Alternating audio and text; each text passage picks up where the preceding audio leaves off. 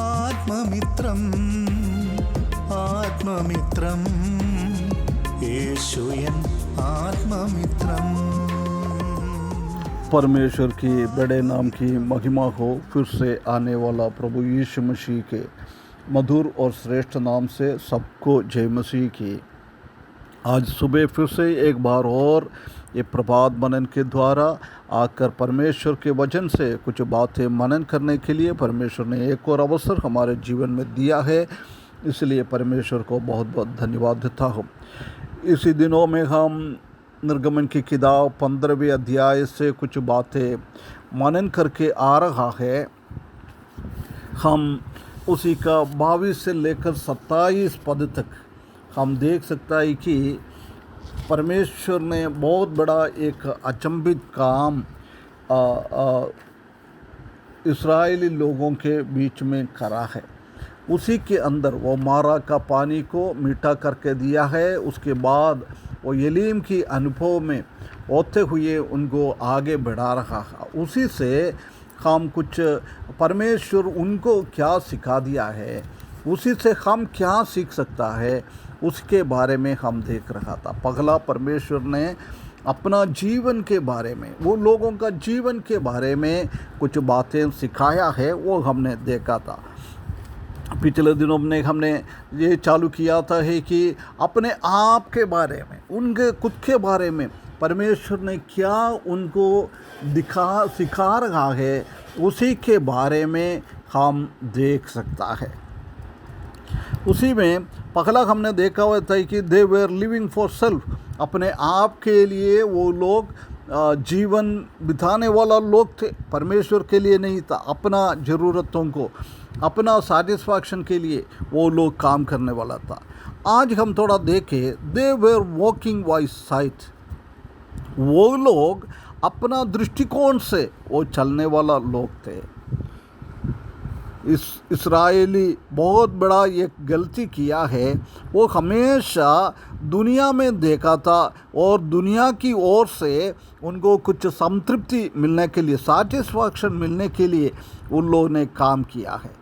यदि उनको ये था कि परमेश्वर ने उनको बहुत अल्पुद रीति से छुड़ाया है, अल्पुद रीति से आगे लेके जा रहा था, वो परमेश्वर को देखने के जगह में वो परमेश्वर को उसने नहीं देखा है, उन लोग दुनियादारी के पीछे चले गया है। देख, परमेश्वर ने इतना बड़ा काम उनका जीवन में किया था, परंतु उसी में ध्यान नहीं दिया है। 3 दिन का पानी नहीं है, उसी में वो गड़बड़ कर दिया है। मारा का वो कटवा पानी, खारा पानी था, उसी में वो लोग गड़बड़ कर दिया है।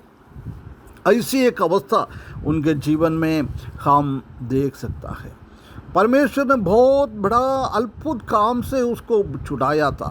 परमेश्वर का महिमा उन लोग देखने का था, परंतु उसी के जीव में वो लोग परमेश्वर का महिमा को नहीं देखा है। वो क्या है, उनका एक्सपेक्टेशन, उनका प्रतीक्षा, उसी का इंतजार, उसी में वो लोग गड़बड़ कर दिया है।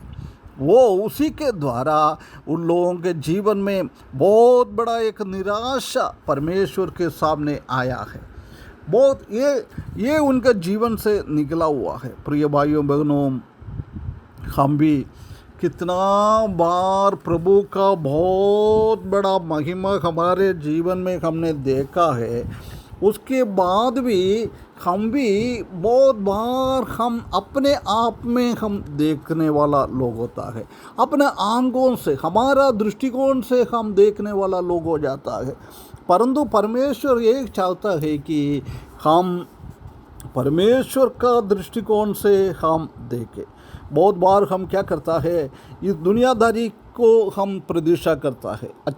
अच्छा नौकरी मिलना चाहिए, अच्छा पैसा होना चाहिए, धन दौलत होना चाहिए, दूसरा हमको खुशी में रखवाना चाहिए, ऐसी हम देखते रहता है। परंतु हम जानता है कि हकीकत में खुशी और शांति परमेश्वर की ओर से आता है। कभी वो हमारे जीवन में कभी कभी वो कड़वा मापन का अनुभव में भी है तो भी उसी के द्वारा भी परमेश्वर हमको क्या देता है, बहुत बड़ा बड़ा शांति देता है।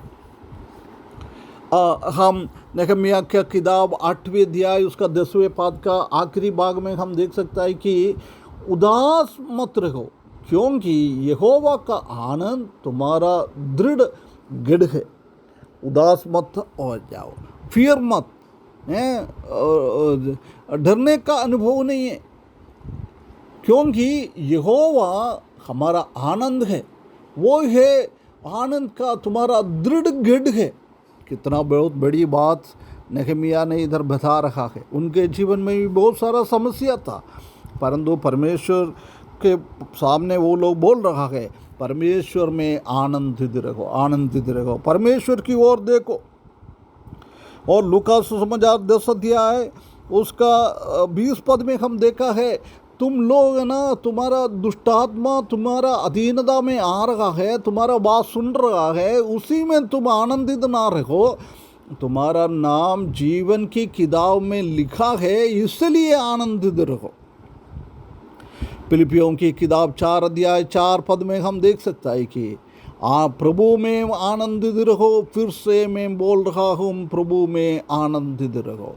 हमारा आनंद का विषय हमेशा परमेश्वर होना चाहिए। आत्मिक नजरिया से हम देखेंगे तो हमारा आनंद बहुत भरपूरी आनंद हमारे जीवन में मिल जाता है, परंतु दुनियादारी के हिसाब से हम जिएगा तो हमको ऐसी आनंद नहीं मिलता है। बहुत बार हमारे जीवन में ऐसी है।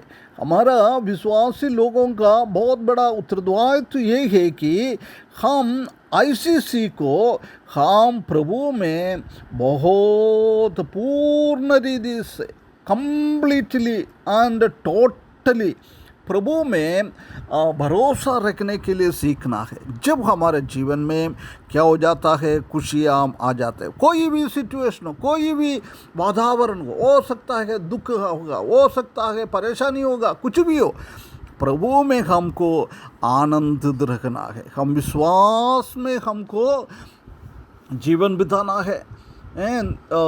धर्मी विश्वास में जीता है, ये हम देख सकता है।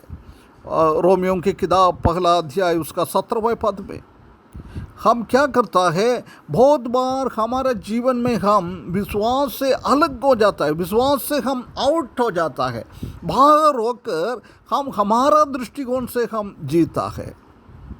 जब क्या हमारे जीवन में होता है, परमेश्वर ने हमारे लिए करके रखा हुआ बहुत बहुत बहुत अच्छा काम हमारा जीवन से छूट जाता है, परंतु हम क्या करता है, पाप में फंस जाता है।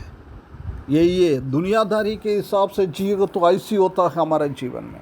इसलिए परमेश्वर हमसे आज सिखाना चाहता है, तुम तुम्हारा साइट में तुम्हारा दृष्टिकोण से तुम मत चले, प्रभु में एक आत्मीय दृष्टिकोण, एक स्वर्गीय दृष्टिकोण, परमेश्वर का दृष्टिकोण, उसी से तुम जिए आनंदित, हमेशा प्रभु में आनंदित होकर। कभी भी परमेश्वर ने हमारे लिए रखा हुआ चीज़ों को वर्जित ना हो जाए, वर्जित होकर पाव में ना गिर जाएंगे। हम विश्वास में आगे बढ़ने के लिए इस वचन के द्वारा परमेश्वर हमको सहायता करें, उसके बड़े नाम की महिमा हो। आत्ममित्रम